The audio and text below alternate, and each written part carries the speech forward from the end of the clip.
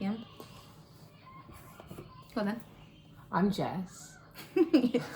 I'm Elle. And I'm known as Mummy. And I'm Mama, or Mum. Mum. I was Dad for a while. You were Dad for a while. And Phoebe was little, and that was okay. And we are Mrs. Bradley together. yes, we are. Yeah.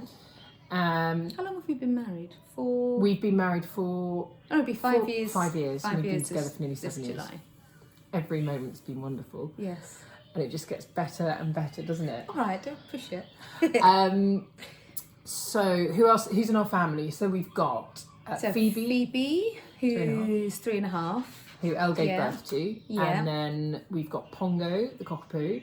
I wasn't expecting to go with sorry. Pongo. And then we've got Bella, she's 8 months old on the 1st of March. Yeah, Jess gave birth I to gave Bella. birth to her. So we've both had a turn. Yeah, we both had our turns. Yeah. What's What's it like being the parent of a 6 to 12-month-old? it like for you? I like it when they get to the 6-month stage because they're then like a chunky potato. Yeah, and I think they just really start to smile and engage a lot more and hold eye contact and start to eat, and they know that you're their little world. Yeah, don't they? Yeah, and I think you really realise with children that age just how innocent and lovely they are. Yeah, and the simple things pleasure them, don't they? And it's made us realise, I think, especially in lockdown, that you don't have to entertain them all the time going for grand days out, but actually just having time together. Just doing the most simple things. Just being together. That's all the children want. Is they just want to be with they just want to be together and just engaging with them. Yeah. But I think we can learn a lot from our kids as well, can't we? Because they are just happy with the most simple things. It's like having a puppy. The moment that she wakes up in the morning, she's just happy to see us, isn't she? And then they turn to 3, and, and it's like a teenager. Yeah. But no, at the moment it's just, and it's different experience having been. Elle was a birth mother with Phoebe, and then I was birth mother with Bella, and I think when you that beginning bit, which can be incredibly difficult, I think it's difficult for all mums. And you're basically just a milk machine. Yeah, it's probably the hardest stage, isn't it? That we've experienced, so far. And then what's the hardest part of being a parent? I think I don't know. What is it for you? I know what it is for me. What is it for you? Actually, we've never discussed probably this. Constantly wondering if I'm being being good enough for them. Like I'm a good enough parent. But you know what's nice? Because you do think that, it means that you are. Oh, that's nice. Nice. Yeah, just wondering constantly, am I doing the right thing? Yeah. And you're constantly questioning, is this the right thing to do? And there's so much out there now, and everyone's got an opinion. There's so much advice. There's so many different books. There is an opposing view of absolutely everything. There's a pressure, sleep training, like all these different things. But all of social media as well, hasn't it? Yeah. I think there is a bit of pressure. And I think I definitely felt pressure before we had children, like when we were pregnant, because so many people do give you different opinions, and I kind of thought, gosh, I'm not going to know. We're not going to know what to do. And that's a lot of people say they worry they're not going to know what to do, especially if they don't feel like they're naturally maternal. And I think one of the biggest things that we've probably learned is, I remember when Elle was pregnant with Phoebe, and I'd always loved babies. Elle wasn't interested in anyone else's children before she had Phoebe, whereas I always loved holding babies. And she said, what if I don't know what to do? And the moment that baby comes out, you're like an instinct. It's an instinct because you're an animal. It's like an animal. It's your little cub. Yeah. I think the hardest part for me is, I think again, it's worrying. Probably, am I doing the right thing for them? Yeah. And I think also sometimes what I probably find a bit hard.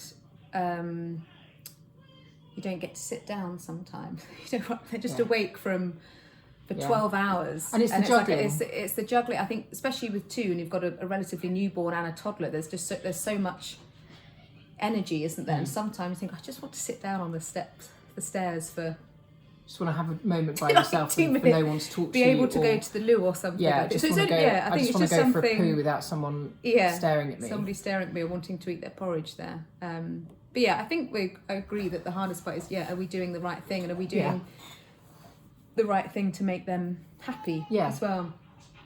Yeah. And what's your parenting superpower? I know what yours is. What's mine? Patience.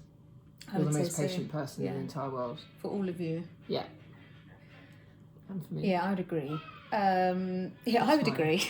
I'd say yours is you always have time to play.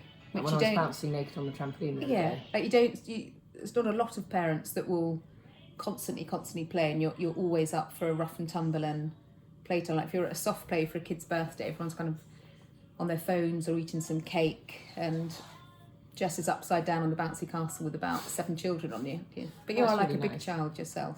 That is true. Which is nice, in a nice way. Yeah, thank you. Judgments, my God. Do you know what? One's just sprung to mind actually. People judge you if you stay at home as a parent and you don't work, and people judge you if you do work. Yeah, that's true, and that's probably the biggest. Yeah, there's no right. So you feel like you constantly have to caveat what you're doing and I do in it. I think over-explain the reasons so that people don't judge you. But from the very start, people, when Elle was pregnant, when I was pregnant, people that we obviously had a sperm donor, and we actually know this person. But people say things like, "Have you thought about what you're going to do when, the baby asks about the donor?" You just think, have we thought about it? No, thank you so much. Because but also with the same-sex couple, you get asked more questions and opinions, and which is fine. It's okay. It's okay for people to ask questions because people are genuinely intrigued. Yeah, you don't mind a question, but I'd still say it's more. It's still a bit more intrusive than what they would necessarily ask a straight couple. Like you wouldn't ask a straight couple, "Oh, how are you making the baby?" Yeah. And I know it is a bit different, but it is. Yeah, but I think that is. I for the 99% of the time when people are, it's actual just curiosity, and they do say, "Do you mind me asking?" But then you do get lots of people saying, asking if we've thought about things. Well, what happens if this happens? And I think, and we overanalyzed before we had Bella and Phoebe, and then we realised that children they need a loving pet. They just need to be loved by someone, whether it's a single mum, a single dad, 2 dads, a grandmother, whoever that may be. Yeah. And children are adaptable. And actually, Phoebe came home from nursery the other day, and they'd just done an LGBT day, and we thought, right, okay, this is the day that she's going to maybe just ask some questions. Yeah, it might seem that she's not the norm, but she was really proud, actually, wasn't she? She stood up at the front of class and said, I've got a mummy and a mama. Yeah. But what helps, I think, our lifestyle as well, like a lot of your female friends have got 2 mums, haven't they? And you think in lockdown we haven't seen... Yeah. I'd say probably maybe half and half of our friends that we see with kids. So, and also it is becoming a lot more, we shouldn't use the word normal, but... It is. In the last 10 years, it is kind of more mainstream and... It is. And also, I think, we're going off topic a little bit, actually. But in terms of the judgment, so I think probably a judgment that everyone can relate to is,